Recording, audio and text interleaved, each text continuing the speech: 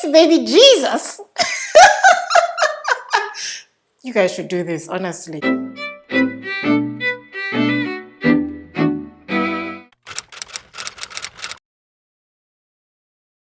Hello! Sewing buttons with a hand needle is painful and I'm cancelling it. I found an easier way to do it with my sewing machine. Here's how. So draw a vertical guideline at the middle of the button stand, which is technically the center front line. And do the same on the buttonhole stand. I used the concealed placket, which is why I had to pin it back before drawing my guideline.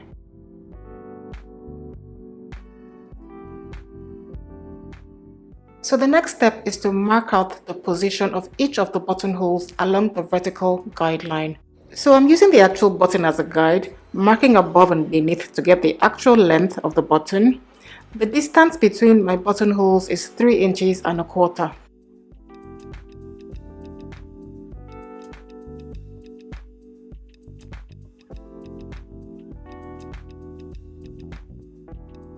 I like to start by first stitching my buttonholes, as I will use the holes to position my buttons correctly. So my machine model uses the one-step buttonhole system, which means that the machine automatically goes around the 4 corners of the buttonhole, but some other machines use a 4-step system. So pull down the buttonhole lever and then push it forward. But before doing this, place the button inside the buttonhole foot and snap it in securely. Then connect the foot to the machine.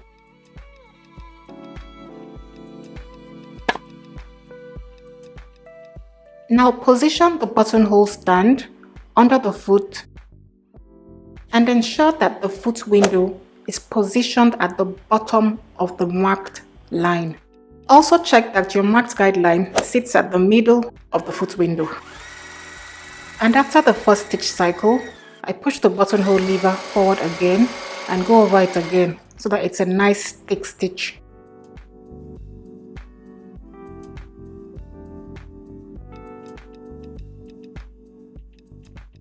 Then use a seam ripper to carefully slice open the hole.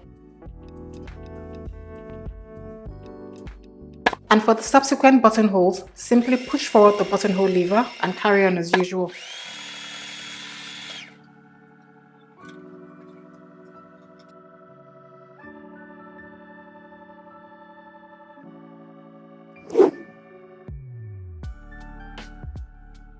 So I will place the buttonhole stand directly over the button stand, and I will pass a pin through the middle of each buttonhole and use the pin prick as a guide as to where to position my buttons.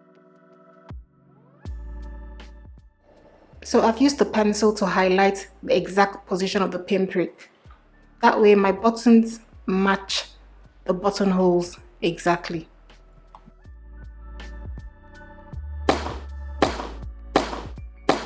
If only it were that easy to attach buttons.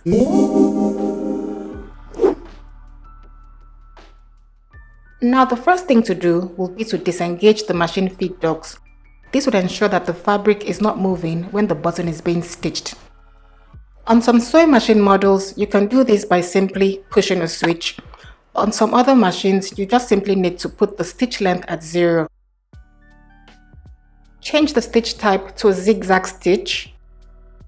The stitch width will depend on the distance between the tack holes on the buttons. I set my tension at a number 3. And then I change the machine foot to a button foot. Now place the button squarely on the point marked earlier and test that the needle enters the tack holes from left to right precisely. You'll do this by adjusting the stitch width accordingly. And once the correct stitch width is achieved, switch on the machine and press the pedal. The zigzag stitch enables the needle move from one tack hole to the other tack hole from side to side.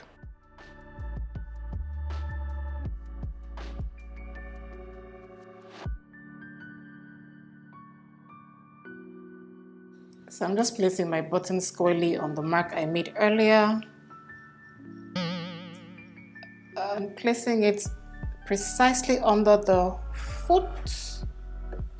So now I'm just checking that the zigzag stitch goes exactly around the holes and then I'm off. This thing is so easy. I can't believe it, honestly. I can't. Gosh. I love the convenience, honestly. It's fantastic.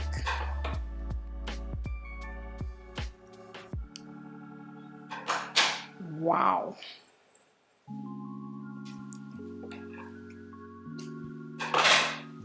Wow. In mere minutes. I am never sewing a button by hand in my life. Sweet baby Jesus! You guys should do this, honestly.